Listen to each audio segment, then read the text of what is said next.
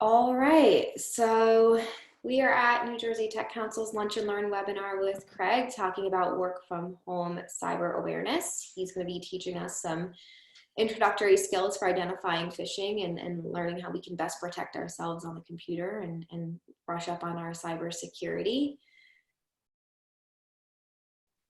Gonna let people trickle in. Here we are. All right, so folks are joining here. Craig, thank you again for spending your Friday afternoon with us. Always a pleasure. Thank you. Great to be here. Good. Well, for those of you joining, this is our Lunch and Learn webinar series from the New Jersey Tech Council. I'm Jasmine Hoffman, the head of experience here at the council. We are producing these every Friday and working to bring additional content to you all through the week as we adapt to what's going on right now with the COVID pandemic and find additional relevant information to share with our community. This webinar is going to run mostly by Craig. I am here to answer questions and keep an eye on our Q&A feature so that I can interrupt Craig. So if you do have questions as he's going through his presentation, which is super informative, I encourage you to just pop a note in that Q&A feature so that I can interrupt him and share, and we can address any of your questions and concerns. You'll find Craig is super willing to answer anything and everything, so please use him as a resource. That also being said, this entire webinar is being recorded and we are going to be posting it to the New Jersey Tech Council website later today. So if you want the information to share with your team or to review afterwards, we'll be posting it. I'm also pretty sure Craig will be willing to share the slides as well. He'll be able to answer that himself, but you can come to him for any additional information. So with that, thank you all again for joining us today, and I'm gonna hand it off to Craig. Great, thank you, Jasmine, and thanks to the New Jersey Tech Council for having us on. Some really important stuff happening here as a result of everything that we've seen surrounding COVID-19 and the movement to work from home. So I'm excited to bring this to you all. Quick background on me is, and we'll get into some ground rules for today too, but I'm the founder of a company called Cybersecurity. We are in the security awareness space. That means we train companies and users how to be safe online and how to recognize potential cybercrime. We'll get into why that's necessary in a little bit. Our company is located in Morris County in New Jersey, and I think throughout the course of today, hopefully we'll have a fair amount of information to share with you that'll be useful both at home and in your work life. So for today, please feel free to interact and ask questions. I think Jasmine had said you can just ask questions in the chat. And we'll address them throughout the presentation. So don't feel like you have to wait till the end. Sometimes there's something that will come up that you might have a question on. It'd be great to introduce that into the discussion at that point. And then at the end, we should also have time for Q&A, Jasmine, I think if that makes sense for you all. So with that, we can get right into it. So let's talk about data security. And the key here is it's a lot harder than it used to be, and that kind of forces the conversation we're going to have today. The reason why data security is a lot harder than it used to be is everything is digital. So crime in the past, if you're stealing information in the past, you would have had to break into somebody's office, get into their file cabinet, and physically steal the files, right? That was the way that you would steal from someone, or maybe you were, you were even smarter than that. You got them to fax information to you. Aside from that, it was very difficult to steal information. Today, everything is digital and information's everywhere. So it is relatively much easier to steal and to have digital theft. The other compounding issue is information has to be retained for years and years based on compliances. Then you have this conflict of the need for customer satisfaction, the need for speed for business and for consumers, and then all businesses have to be built to scale. So when you put those three things together, it becomes very hard to also make all of that secure, right? So you have these conflicting priorities. I want to be great to my customers. I want to be able to access them all the time. I want to be fast as a business, and I want to scale infinitely. Oh, and I want to be secure too. So security is a very hard thing to do with all of those other priorities. Craig, I already have a question. Yes. All right, Jay saw an article that Zoom is somehow infected, perhaps with some malware. I've been seeing there's a little bit of rumors going on with some of our everyday workday tools being potentially compromised right now. Yeah. Are you going to be able to address that? Definitely. Let's hit that right now. So, it's one of the things that we spoof and we practice on with our customers, because everybody's now on web conferences. So where are cyber criminals going to go? They're going to go to spoofing web conferences. The quick headlines on Zoom are: make sure as a default your Zoom settings are set to have a password. Zoom meetings password in the past were sort of an innocently unknown vulnerability. Now that the world is focused on Zoom and they're blowing up in a good way from a business perspective, they're also gaining all the attention of all the cyber criminals. So if you do not have a password set on your Zoom meetings, make sure you do that, because otherwise, not anyone, but cyber criminals that are adept at crawling the universe of the web can find meetings, and they can then insert either known meeting numbers or just randomly guess meeting numbers. I think the meeting numbers are only a handful of digits, so it's not a difficult thing for a cyber criminal to do. That's number one.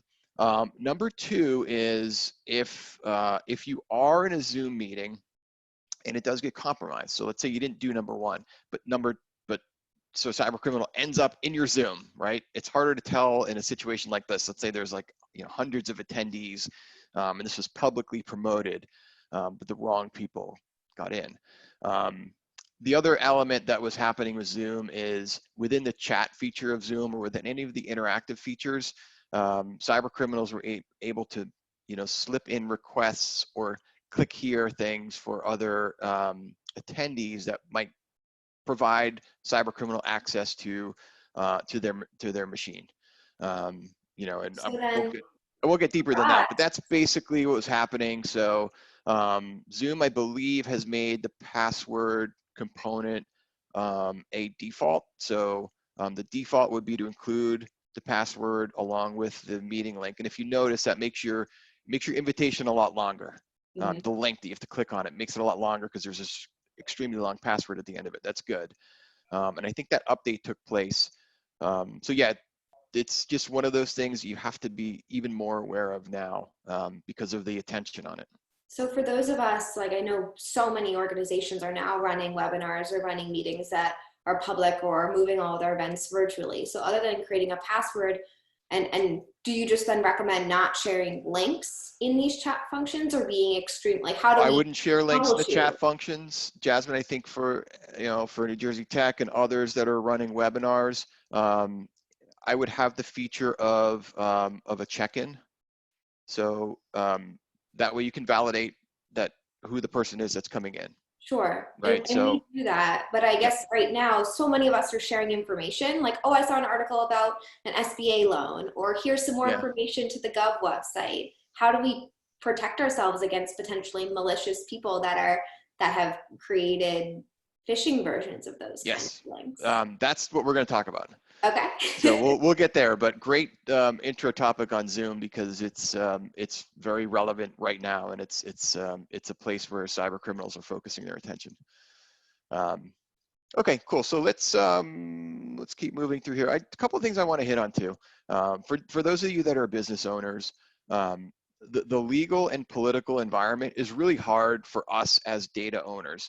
So if you own data, meaning you house customer information, you house credit information, or you're involved in that in some way, shape, or form, the world looks at you as the responsible one. It puts a lot of onus and a lot of potential claims on you as the data owner and data holder. And that's not going away. So all the compliancy rules that have been written, legislation that's passed, it puts more and more onus on the companies that are doing the transactions as those that are responsible for the data. And making matters even worse is, as we advance all this great technology, AI and other technological technological advances to stop cybercrime, cyber criminals are advancing just as fast. They're better marketers than they used to be, and they have access to incredible technologies. So in many ways, you know, this race will never end necessarily, but it's up to us to continue to stay out in front of it. And because we've had, if you grew up in corporations in particular, you know, IT was always the organization that protected you from all the cyber criminals, right? That was their job. Hey, protect, not only make all this technology work, but protect all the bad stuff from coming in, right? That's an impossible task. So at some degree, you know, humans are the very weak link in the security chain, and at some degree, humans have to have a bit of accountability in everything as well. And this is why this happens, right? So, you know, companies spend millions and millions of dollars on their IT security infrastructure. And there's a lot of acronyms to explain that, but essentially they're building a fortress around all the sensitive information. But as employees, you know, you have access to that information and you have access to systems. And so in a sense, you're inside the castle, and represented here is, look, your next phishing attack is as simple as, you know, you opening the door and engaging with a cyber criminal through your email, through your social media, through your text, and, you know, potentially other ways. So it almost doesn't matter how effectively your organization has built up all of these, this fortress of security, you can still be the weak link and let them in. And I think that's something that maybe we took for granted in the years past. We'll focus today on phishing. Long story short, phishing is the method of cyber criminals luring you to do something, take an action. And generally, it's an action that you wouldn't normally take if you knew what you were doing and knew what you were getting yourself into. Cyber criminals want different things from us, but it's usually this, you know, there's different buckets of things. So the first thing that they may want from us is our credentials. What's our username and our password? Because those are things that can be sold, or those are things that can be used later. So some organizations gather libraries of usernames and passwords, right? And then they sell them. Or they may spray a bunch of applications with usernames and passwords and say, hey, I know Jasmine's you know, email username password because I stole it from her. Now I wonder if that's her banking username password. You know, let me try Bank of America, let me try Wells Fargo, let me try PNC, you know, let me try JP Morgan, right? And just kind of spray their way across all these accounts. Jasmine's getting nervous as I'm talking, but no, that's so that they're phishing for credentials. And a lot of these are financially motivated, right? So they might want money in the form of a wire fraud or a scam. So some of you may be familiar with real estate scams that happen. So these typically happen around home closing times.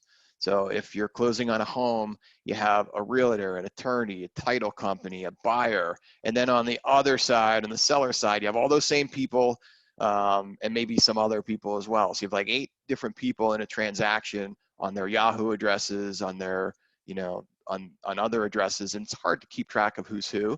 One of those is compromised, then, you know, you may have a cyber criminal who's watching the dialogue go back and forth and waiting for closing time. When's it going to be closing time? When's it going to be closing time? Oh, okay, it's time to close. So they slip in, oh, we've had a last second change in the wiring instructions for the closing. Now we need that money wired here, and we need it wired in the next 2 hours so that this closing can happen tomorrow on time, right? Create a little bit of urgency. So that's happened, big problem. And industry by industry by industry, there are different scenarios where you get wire fraud or scams. If a cyber criminal breaks into a customer's account list, they may send 750 customers a phony invoice with payment going to the Cayman Islands. Maybe they send that invoice the day before it's actually supposed to go out. What can people do to protect against those types of things? I know in New Jersey, they make you sign a form now if you're interested in purchasing a property that says that you'll always call in advance if anything like that were to happen. Verification is the #1 way you can protect yourself. So there's technical ways you can, which we'll get into. That's how to look at an email and say, oh, is this legit? But if you have a bad operator, you know, versus a spoof, like if somebody's actually broken in and it's coming from your email, I know it's your email, Jasmine, but Right. it's operated by someone else, then I'm not going to be, technically, I'm not going to be able to tell. Right. So the way that, you know, the way that humans have to learn beyond the technical check is to verify. So it is that phone call. Any change you get, any action you have to take, it's an extra 5 minutes, 10 minutes, make the phone call. Lots of businesses put that into their processes. Like it's in some regards, they may not be able to execute a wire transfer without making a phone call to the boss, you know, or even if it's coming from the boss over email, we have to talk. Those are great policies to have in place to protect yourself from that. Sometimes cyber criminals want money in the form of, I'm going to lock up all your files and you won't have access to them until you pay 300,000 in Bitcoin. That's ransomware / crypto locker. Sometimes they want intellectual property. This is what you see happening in research firms and universities with research institutions affiliated with them. And sometimes they just want to influence things. That was the 2016 Democratic National Convention hack. And now since that's happened, you know, every single election at a local level or, you know, at national levels, I mean, you're hearing about influence trying to be garnered through cyber attacks. And the reason they do this way and they phish to get in there is they phish because it's simply the easiest way.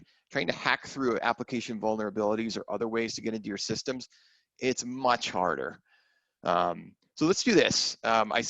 I think there might be a couple of questions, Jasmine. Do we want to hit those now, or do we want to get into a little bit of trying to spot the fakes?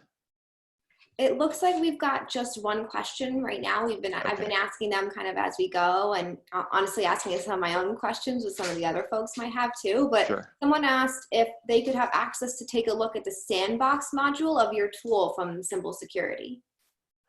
So we do trials, and yes, we can arrange for that.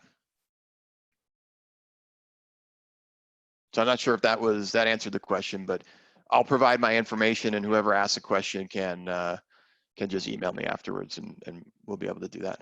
Okay. And I have one follow-up question, because I know that this is a topic right now with folks that are renting. You know, they're interested in paying like their monthly rent, and maybe some people that were typically used to mailing a check might be now for the very first time paying online. Mm-hmm. Do you recommend, even in that instance, that they call in advance, or if they've been sent new information for paying online, that they do everything they can? Maybe some of these spot the fakes will help too. Yeah, you know, if you're just cutting a check from your bank, that's not a problem. If there's a system you have to log into or an invoice is due, right?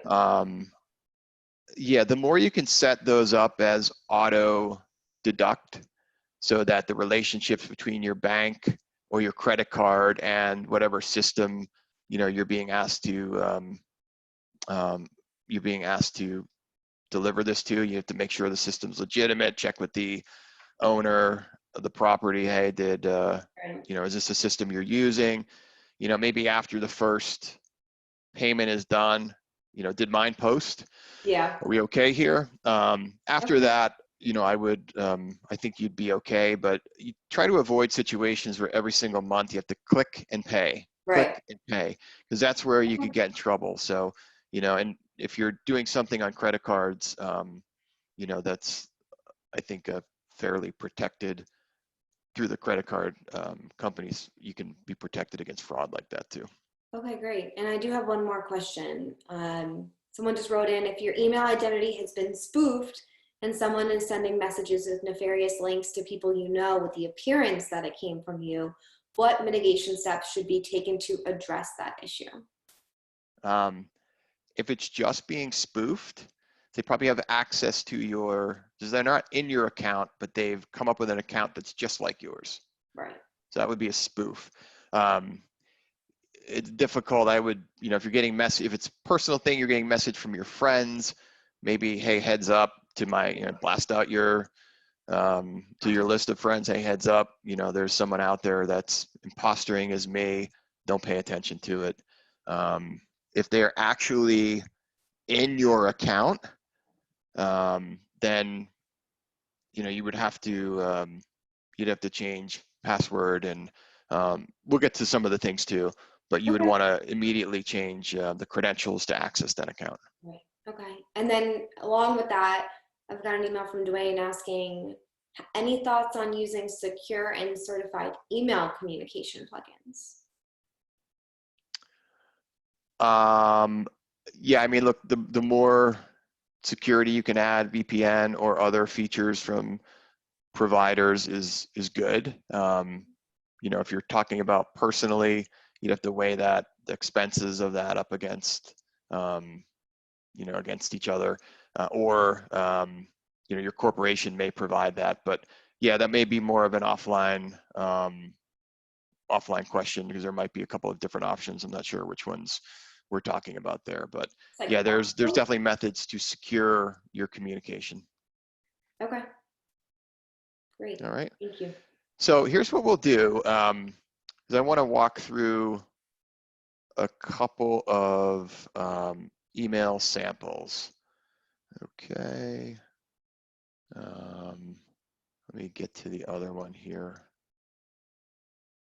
One moment. I'm going to put a couple emails up beside each other, and I just want to see if, and maybe we can do this over the chat. I want to see if we can figure out the fake. So can you guys see this okay? All right, so I've got a couple HubSpot emails. Any small business owners or marketing professionals, you may be familiar with HubSpot. It's a marketing service. So does anyone in the chat want to have me click on anything or hover over anything? Because otherwise I can just walk through these two emails. And Jasmine, just interrupt me if anything comes in. But I will tell you that this is a very easy assessment, okay, to figure out which one's fake and which one's real. And there's a couple ways to do it. But one of the things I see a lot is I see people, they really get into the words of the email and the logo. The logo on the right looks a little bit different than the logo on the left. And Folks are so, asking for hovering over the URL. Some think the one on the right is real. Others think the one on the right is fake. oh, excellent. Got a Okay. mixed bag here. Okay. Let's hover over the URL. So here we go. We'll hover over. Well, I call these action buttons here. So these are, I'm going to hover over this one. All right, and then I'll pause. Looks like And then API.hub API and Hub API. Yep, I'm going to hover over this one. Oh. SendGrid, another marketing tool. Hover over this one. SendGrid also. Okay. Anybody, is there any comments on the sender name and names? More folks are thinking that the one on the right is fake. Okay. So more folks are correct. The two ways to really validate that are the sender name is a safe place to click. Doesn't matter what kind of email system you're on. You can click on the sender name. It's not going to take you anywhere bad. The only thing it does is it reveals, the email address that this is coming from. Okay. So in this case, when I click on HubSpot, it tells me this is coming from noreply@hubspot.com. That is HubSpot's address. Now, could there be malicious intent? Somebody operating on behalf of HubSpot, HubSpot doesn't know about it? Yes, that's possible. But at least we can verify that this is coming from HubSpot. If we come over here, does anyone in the chat want to try to identify specifically what the issue is with this email address? Because it is an issue. I'm looking on the chat. I'm ready for your input, everyone. And we can see that HubSpot is in the sender name. Right.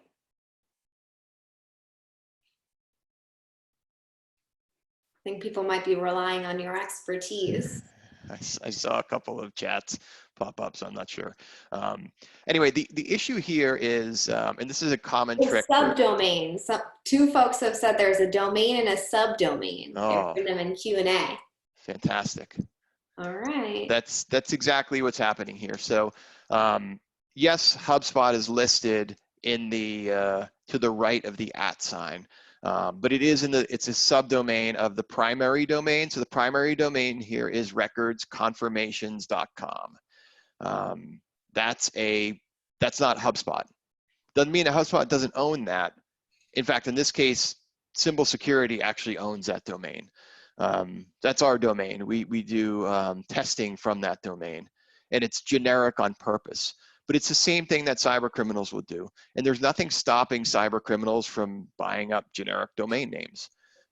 This is part of the problem of phishing and phishing simulation. So in this case, where we say hubspot.recordsconfirmations.com, to an untrained eye might look like it's HubSpot and they're trying to confirm some records for me. So that must be their, that must be their tool. In fact, that's not an accurate deduction. It might be true, but there's no guarantee that that's true. And so therefore this becomes automatically suspicious. This is probably the most common way that spoofs come in. And if records confirmation is not a data-based malicious domain, it will sneak through many email filters and email security programs. Hovering over here, I see this is sending me through SendGrid. That URL looks horrific, but there's technically nothing wrong with that URL. It's a marketing system that's going to track the activity. It's exactly what legitimate HubSpot is doing over here. So this URL is api.hubapi.com. That's HubSpot, but they've chosen this URL so that they can track all the actions, and it's not HubSpot.com. So this would trigger my suspicion as well, enough so that instead of interacting on the email, I would go into my HubSpot account, I would log in, and I would see if I have any notifications, or I would address the issue by logging into my website and then working my way through my account. That's probably the single most important thing you could do if you have any suspicion whatsoever about a particular email. So again, on the right over here, this is not good. It may not be bad, but we know it's not authentically a HubSpot email because the domain is different. So that's a huge part of recognizing that. Now, let's see. Okay, I want to share with you another one here. Let me just pull it up. Should we have everyone get ready to submit their thoughts to the chat again? Yes. Here, bear with me.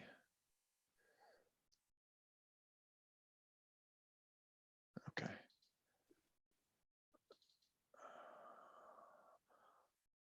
All right. Now you guys asked me last time to do two things. We looked at the sender name, we looked at the URL. So let's do that again. So here's a hover on the URL. And here is a click on the sender name.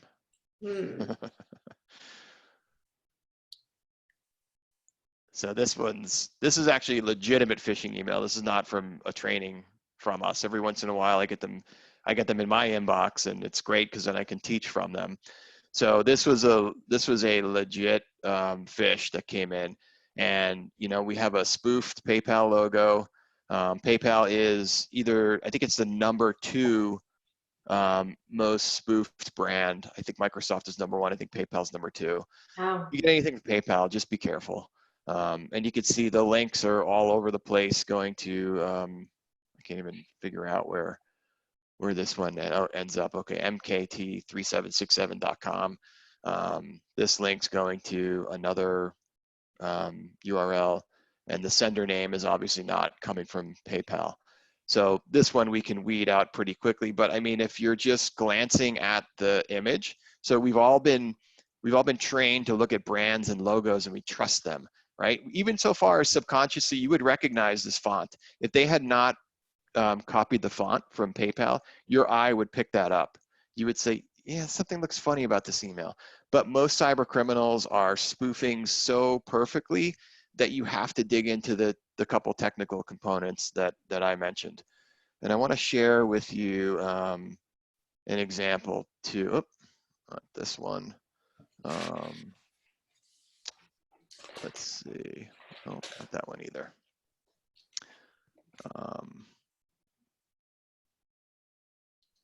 Here we go. Actually, no, sorry. Okay.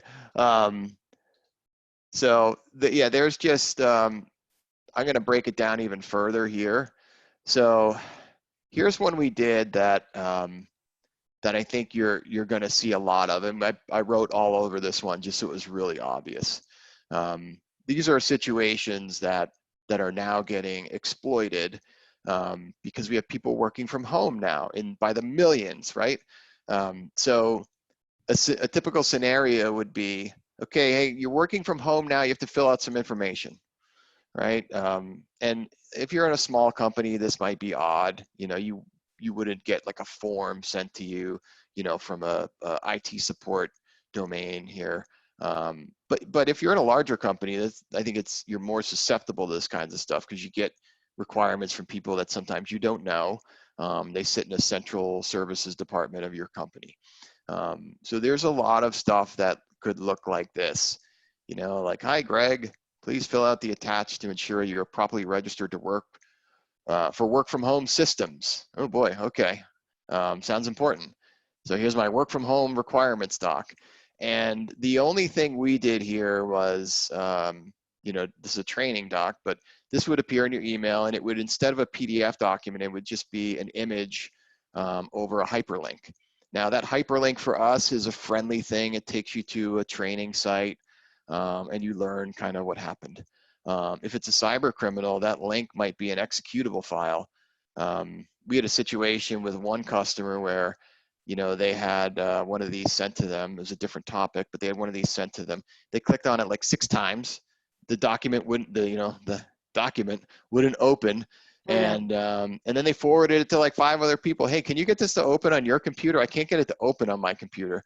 So now you have malware kind of being installed across multiple workstations. So the keys here are, you know, validate the sender name again. You know, is this my IT team? No, it's not. And then for you, like if you're getting a form to fill out, you have nothing, you have no idea what this form is. Nobody's told you it's coming. Pick up the phone and call someone. Hey, I just got this in the email. I don't even know where it's coming from. Is this real? And then, you know, I think a lot of what's happening now, the emotion you have to deal with is the instant sympathy you have for people that are overburdened, right? Like, you know, nurses and doctors, and this is why the COVID-19 scams, I'm going to get into that in a minute. This is why they're so successful. Wow, my IT team must be under so much stress right now. I can't pick up the phone and call them. I should just fill this thing out. And there's no number to call. Right. Unfortunately, you know, sometimes doing the right thing might mean you have to make an uncomfortable call.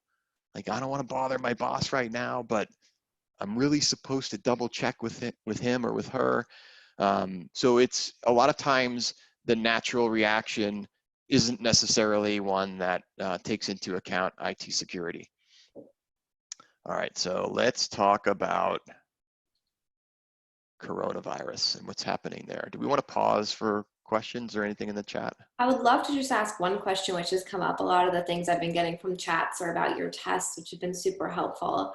Yeah. But Jay is asking, what are your thoughts on the pros and cons of using YubiKeys? He's concerned only Google lets you set up 2 keys for authentication, so it's easier to recover when you lose a key. Most of other sites only allow you to register 1 key for 2-factor authentication. Okay. Maybe you can explain, just in case some folks aren't aware, like what two-factor I can authentication explain is. that. I can't get into the depths of the question. That's beyond me. Figured we might not have It enough is, time for yeah. that. So, I mean, we're doing what we can to educate users. It's mostly base level cybersecurity education, but we'll talk about two-factor authentication a little bit later. But I Perfect. highly recommend it. Perhaps someone in the audience might be able to answer that question. I cannot though. Okay. So was there anything else we wanted to hit before we get to this? Okay, That let's looks talk like about coronavirus.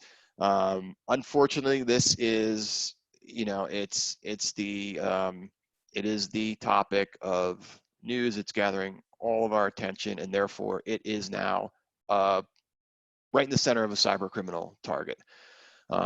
So here's what's going on. If you are the CDC or you are World Health Organization, all of a sudden people are now visiting your sites and communicating with references to you infinitely more than they ever did before.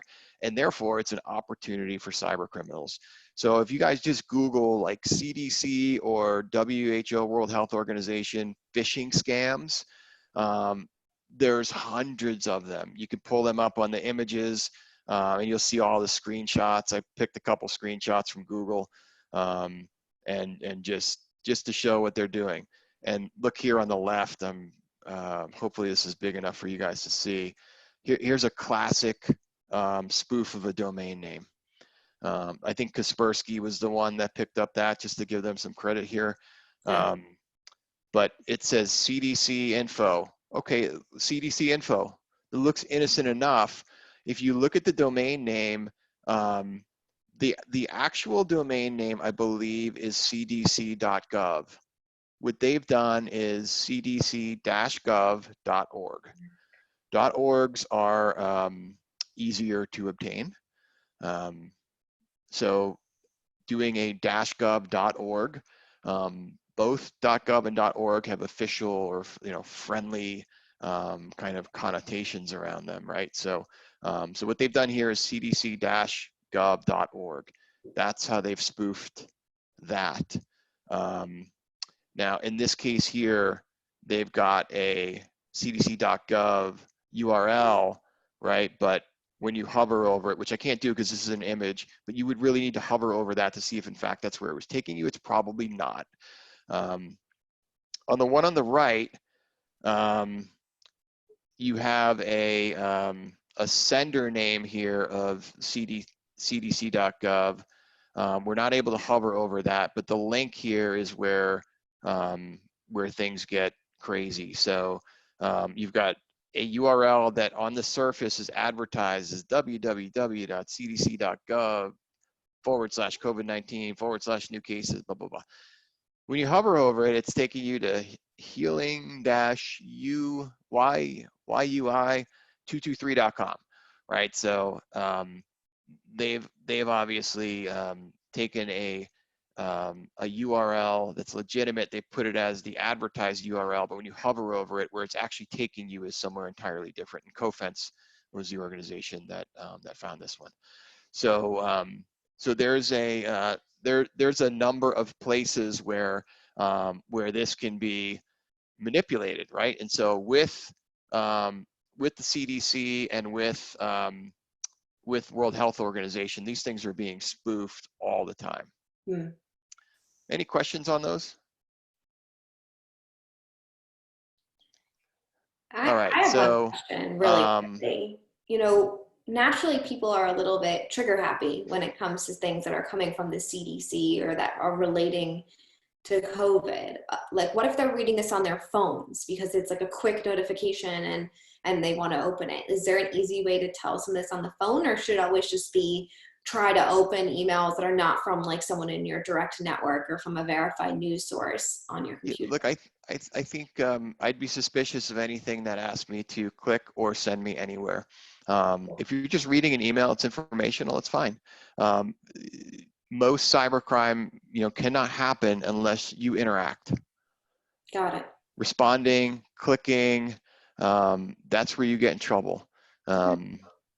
Here's another example too. So we've started to ramp up testing on home deliveries, right? So if you're working from home, you're now getting stuff shipped to your home all, often, right? Groceries, maybe some corporate supplies. You needed a laptop or a second monitor for your home office. You didn't have one. Well, now everything's getting shipped to you, right? So so shipping notifications are places that can be manipulated. And I'll tell you, because our company does this, fabricating or scraping a legitimate design is very easy to do. So again, you cannot be looking at the visual alone as your source of validation. And it's interesting, we've even noticed that if you get a text email, people might be a little suspicious of that, but if the design is like visually pleasing, their suspicion level drops down. If you go to a landing page, it looks exactly like, you ever logged into Microsoft's landing page, there's this beautiful mountain backdrop and Right. colors and everything, and it just sort of Feel brings, at peace. yeah, it Very brings trusting. people's, it brings your guard down. So you definitely have to pay attention to that. All right, so we'll take a look at a couple of other things we mentioned too. This is another one, same concept here. We've already kind of talked through all these, so I'm not going to, but in some case there'll be some English characters in the email as well. Those are obviously suspicions, and we hit on this before, but knowing the difference between a domain and a subdomain is hugely important.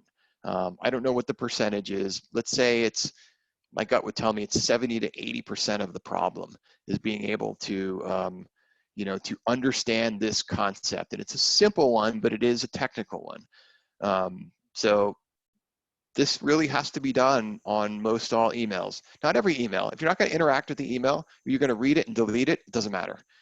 If you're going to interact with that email, respond to it, click on it, take an action from it in any way, you want to validate that it's coming from a place that is legitimate. And same concept here, but this is it. So when you hover or when you validate sender name, you want to make sure that you've got a legitimate domain name, and it is one that you expect to see. Great. All right, so I think that's pretty much all of the takeaways I have. I skipped through that last one because I think we talked about this like 3 or 4 different times. Yeah. So we're good there. But I did want to spend a minute on some working from home best practices as well. And we've already talked about Zoom. So thanks for bringing that up earlier. This is just a good best practice at home anyways. Very simple. So from a Wi-Fi safety perspective, the only people that should have the passwords to your Wi-Fi are ideally yourself and maybe a significant other, or adult roommate or whatever the situation is. Children, maybe not. And anyone else that comes into your household, they go on the guest network. You can easily create a guest network from most routers. It's very simple. You go into the settings, there's usually a tab that says guest network, and you can create a guest network. That's where everybody else goes that comes to your house. A technician that's working at your house for 4 days, your relatives, your friends, your kids' friends, everybody goes on the guest network. You don't want to be giving away your Wi-Fi passwords to people, even if you trust them, because we just don't know what's happening with that information once it leaves the house. We talked about Zoom, devices, cell phones, iPads, tablets, laptops. Separate work from personal. If you have a screaming child next to you and you know that Elmo is going to pacify them, don't give them your work laptop streaming Elmo from YouTube. It's just not worth it. They can hit some buttons. A lot of these kids, I remember my kids are older now, but at 2 years old, they were navigating iPads and iPhones. and they could get themselves into trouble. So, things can happen on your work device if they're not in your hands. So separate work from personal from a device perspective. Same thing with passwords and accounts. Your Netflix login should not be your work email address. Should not ever be. So your personal accounts should be tied to your personal information. Work accounts tied to your work information. And then going beyond that, securing them, highly recommend password managers. There's been lots of discussions about strong passwords, passphrases. Those are good. My issue there is maintaining those is very difficult. So the reality I don't know how many systems I have passwords to. It's hundreds. I'm not going to remember hundreds of different unique passwords. So therefore, I'd be writing them down on a Word file, which is equally as dangerous, right? These password management services, the counter I hear is, well, what if they get compromised? And yes, that's a problem. If your account to a LastPass, for instance, gets compromised, that is a problem. You're safer there, though, I believe, than trying to maintain all this stuff on your own. Two-factor authentication, that was brought up earlier in the call. Yes, use it everywhere that they give you an opportunity to. And the reason for that at the very basic level is if your credentials are stolen, somebody has your username and password and they're trying to log into your bank. If the bank does not recognize your username login from a particular workstation, it's going to drive a two-factor authentication, which typically shows up as a code that gets texted to your email or your cell phone. In that way, you're able to obviously validate that it's you that's logging in. If you see a two-factor authentication request pop up via text and you're not presently trying to log in, then you may have a problem that you have to look into. So what should you do at that point? Go into that account, change password immediately. But two-factor authentication is a great tool. It's annoying, right? So meaning it's another thing you have to wait for. Oh, I really want to log into Facebook right now, or Twitter or whatever. I don't want to have to wait for the code to come to my phone. Most of us have our phones on us 24/7. I do, and it's just become a part of my life. I want to log in. I'm waiting for the code. I plug in the code. It's a great great risk reduction measure. I already talked about kids not on your device, and just a general good housekeeping here is people are sensitized to protecting corporate data at work, right? Like I'm at work, I'm on my A game, I'm protecting data, I'm on my toes. At home, maybe you work from the couch, you're in a more relaxed environment. Scams can absolutely happen to you at home. You gotta be careful about phone calls coming in. There's a lot of, there's the stimulus package, and there's, SBA loans. There's a lot of different subjects that cyber criminals can now approach you on, both online via the web, and it can make these phone calls to you as well. So, scams can equally happen to you over the phone as much as they can online. So, I know we have a few questions that actually brings us to the end here. So I appreciate the time, and Jasmine, do we have a few minutes for questions? We have a few minutes for questions if Okay. you're able to. Yeah, we have Great. a few lingering questions. They might be things to take offline. We do have one person, Doug, who's just said excellent and extremely useful information and thanked you. So in case you didn't see that, just wanted to mention that to you. Thank you, Doug. I definitely we can agree that this is all super helpful. We do have a couple questions again about this two-factor authentication, which I know we might need to take offline, but are there particular tools or ways to manage like that second factor authentication, if it's like email keys, or how maybe you can just like better manage that process? Yeah, so you can pay, we have to break apart personal and corporate. Corporate, you can use systems like Okta or I think, LastPass and Dashlane and some of the password managers have two-factor authentication Right. tools. So there are services available. They're not expensive, but it is a fee. A lot of these things are fee-based.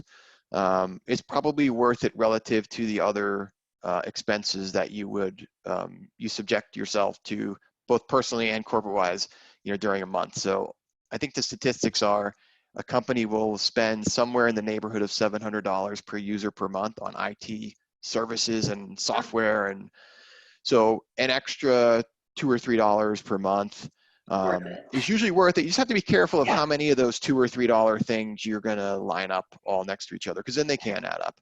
And if you have a major corporation, now you're negotiating across scale, and it's a different animal.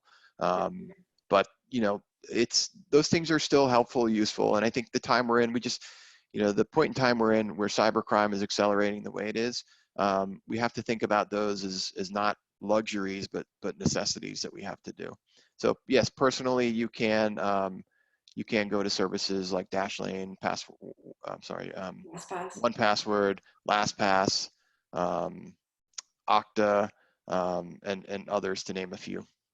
Okay, great. And are there any ways, look, now we're all basically working from home, right? Are there any ways to enhance security on our own home networks? Like, is it better to plug into our modems via Ethernet?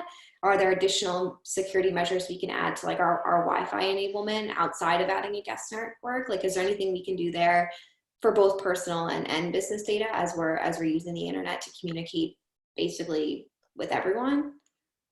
Yeah, I mean, if you're hardwired in, that's generally better than Wi-Fi. Okay. I think if you want to make sure on your router that you have a strong password for your Wi-Fi network, that should be changed periodically. Like every 6 months or even more frequently than that? I don't know what the best practices are. Maybe somebody else would Cool. on the chat, but every couple of months is probably a good recommendation. Great. But generally speaking, for a typical home in a suburb, it's not a huge exposure point. You're, somebody sitting outside your house, like jumping onto your Wi-Fi.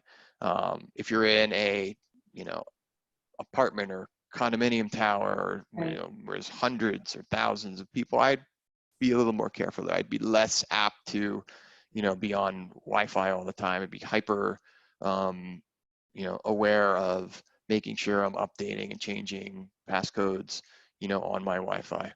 Great. So yeah, it just kind of depends on the situation, but I would say typical, suburban house, just stay on top of your passwords. You're going to cause yourself more danger, by interacting with emails and Right. interacting with texts and stuff like Right. that. The other thing we didn't get into is social media.